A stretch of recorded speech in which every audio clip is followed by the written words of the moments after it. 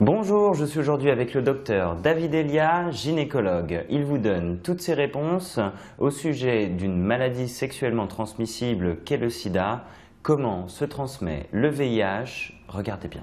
Alors les conditions de transmission du virus VIH sont bien connues maintenant. Et contrairement à ce que beaucoup d'entre vous pensent, non, ça ne s'attrape pas sur les bois des cabinets, ça ne s'attrape pas sur la plage, ça ne s'attrape pas dans la piscine. Il faut vraiment qu'il y ait un contact biologique précis pour prendre le risque d'être contaminé. Le premier contaminant, c'est le sperme.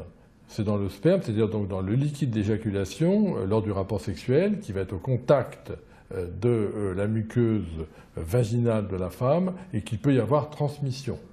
D'où l'intérêt, bien évidemment, aussi bien pour les garçons que pour les filles, du préservatif, qui va empêcher ce sperme de se répandre dans le vagin de la partenaire. Deuxième moyen de contamination, c'est le sang. Alors là, on peut gamberger, on peut imaginer qu'il suffit de toucher du sang sur quelqu'un qui vient de saigner, etc. Non, c'est pas si simple, le virus VIH est assez fragile. Et en fait, il faudrait vraiment imaginer qu'une plaie de votre main, ou une plaie de votre bouche ou des pieds, par exemple, soit en contact direct avec du sang. À ce sujet, il y a une grosse problématique de celle des seringues sur lesquelles on marche, par exemple sur la plage, et qui évidemment pose toujours problème. Tout dépend en fait du moment où cette seringue a été jetée sur le sable. Si cette seringue a été jetée il y a 30 secondes, qu'elle est souillée de sang frais et que c'est le sang d'un séropositif, oui, il y a risque.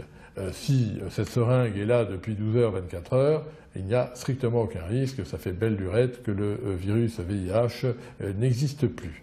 Ce que je voudrais vous dire, c'est qu'à chaque fois que vous pensez que vous pouvez avoir été contaminé, soit par rapport sexuel non protégé, soit parce que vous avez été en contact avec vous avez une plaie qui a été en contact avec le sang d'un séropositif, il y a dans les hôpitaux des cellules, des accueils qui ont été réservés, car nous avons des traitements préventifs, et ces traitements préventifs doivent être mis en place extrêmement rapidement après le contact supposé infectant.